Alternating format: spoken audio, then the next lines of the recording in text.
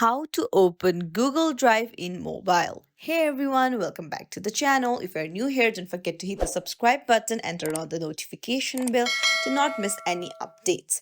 So, first things first, go to the App Store and then tap on the search option on the bottom, and there you'll have to search for Drive and then go ahead and click on it and install it if you haven't installed it, and tap on open.